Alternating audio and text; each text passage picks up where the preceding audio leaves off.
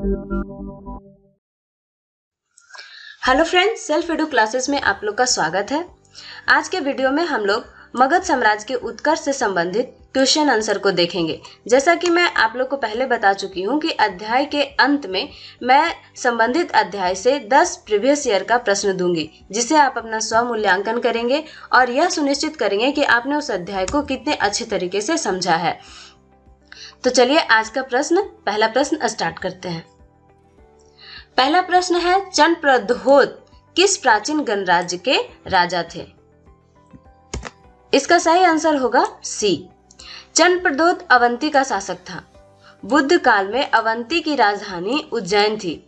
बिंबिसार के समय में मगध के राजा बिंबिसार और चंद्रप्रद्योत के संबंध मैत्रीपूर्ण था।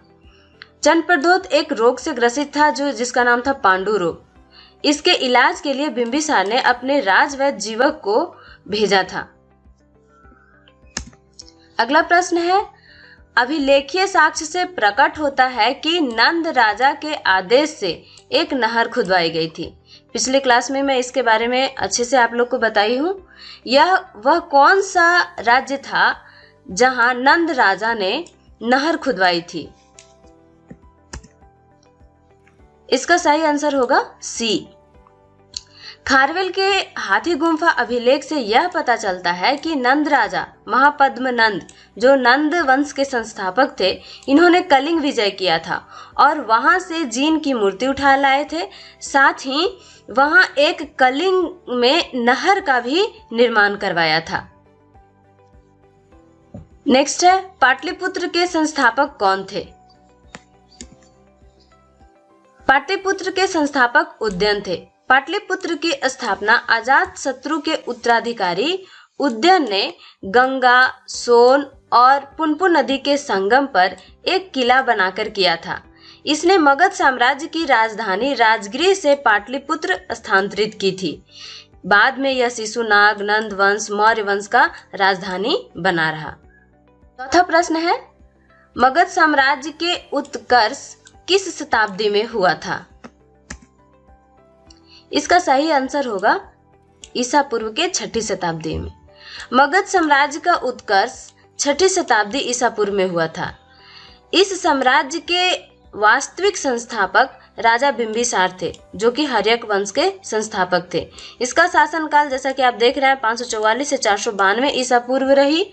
हर्यक वंश के जिसमें हर्यक वंश के संबंधित सारे राजा आते हैं। पांचवा प्रश्न है, ईसा पूर्व के 6ठी शताब्दी के अंत में विश्व के प्रथम गणतंत्रात्मक व्यवस्था कहाँ थी? सही आंसर होगा वैशाली। वैशाली के लिच्छवियों ने विश्व का पहला गणतंत्र स्थापित किया था। वैशाली बुद्ध काल का सबसे बड़ा और शक्तिशाली गणराज्य था।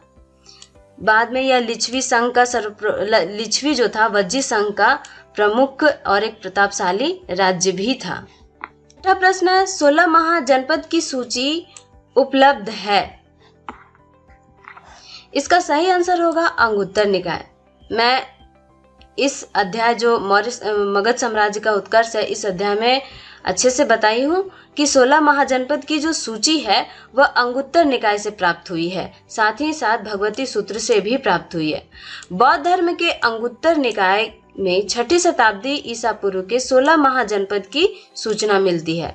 इसमें से 16 महाजनपद इस प्रकार हैं: अंग, मगध, काशी, कोसल, वज्जी, मल, चेदी, वत्स, कुरु, पंचाल, मत्स्य, सूरसेन, अस्मक, अवंती, गांधार, कंबोज। आप अगर ध्यानपूर्वक देखें तो अंग, मगध और वज्जी ये वर्तमान कालीन जो बिहार है वहां स्थित था। उन्हीं में से अलग अलग क्षेत्र में यह स्थित था। 7वां प्रश्न है, चंपा किस महाजनपद की राजधानी थी? तो इसका आंसर होगा डी। अंग जो महाजनपद था उसकी राजधानी चंपा थी। उत्तरी बिहार के वर्तमान भागलपुर और मुंगेर के जिले में अंग महाजनपद स्थित था। इसकी राजधानी चंपा थी। महाभारत के पुराणों में चंपा का प्राचीनतम नाम मालिनी था। दिग् निकाय के अनुसार इस नगर का निर्माण वास्तुकार महागोविंद ने किया था। और मैं वीडियो में यह भी बताई हूं कि राजगीर का भी निर्माण वास्तुकार महागोविंद ने किया था। 8वां प्रश्न है, निम्नलिखित में से मगध का कौन सा राजा सिकंदर महान के समकालीन था? इसका सही आंसर होगा बी। नंद वंश के अंतिम शासक घनानंद जो सिकंदर के समकालीन था, उसे यूनानियों ने अग्रमीज कहा है। घनानंद को यूनानियों ने अग्रमीज कहा है।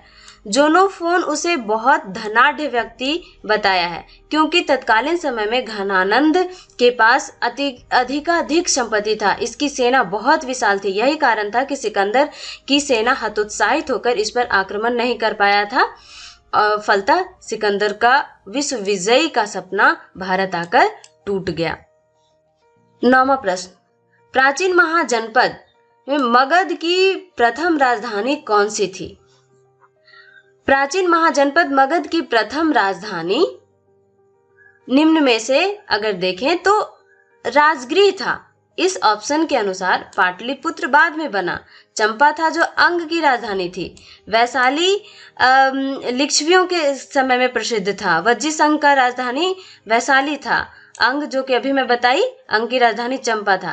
तो इसका सही आंसर होगा ई, उपयुक्त में से कोई नहीं या उपयुक्त में से एक से अधिक। ये जो ऑप्शन दिया जाता है बीपीएससी की सबसे स्पेशल, ये सिर्फ बीपीएससी में ज्यादातर देखा जा रहा है कि ई ऑप्शन देता है, और ई ऑप्शन को इग्नोर करके नहीं चलना चाहिए। क्वेश्चन देखिए, पुराणों के अनुसार मगध पर शासन करने वाला पहला वंश बृहद्रथ था। उसमें सबसे प्रतापी राजा के रूप में जरासंध का वर्णन मिलता है। इसने क्या किया था कि अपनी राजधानी गिरिब्रज को बनाई थी, राजगृह को बनाई थी। बौद्ध ग्रंथों के अनुसार मगध के प्रतापी शासक बिंबिसार था। यह हर्यक वंश से संबंधित थी, जिसकी मृत्यु 492 ईसा पूर्व में हुआ। अजातशत्रु उसके बाद शासक बना और इसने भी अपनी राजधानी राजगृह ही रखा। बाद में उदयन आया, अजातशत्रु का पुत्र। यह अपनी राजधानी राजगृह से पाटलिपुत्र स्थानांतरित किया। इस प्रकार इसका सही आंसर ई होगा। नेक्स्ट है, निम्नलिखित में से कौन एक मगध साम्राज्य की राजधानी नहीं है? तो आप इसे ध्यानपूर्वक देखें। इसका सही आंसर होगा कौशाम्बी, क्योंकि गिरिब्रज यह प्रारंभिक राजधानी थी। राजगृह, गिरिब्रज का ही नाम एक और है राजगृह, या फिर राजगृह का अन्य नाम गिरिब्रज है। पाटलिपुत्र जिसे उदयन ने स्थापित किया था और अपनी राजधानी राजगृह से स्थानांतरित कर पाटलिपुत्र में बनाया था।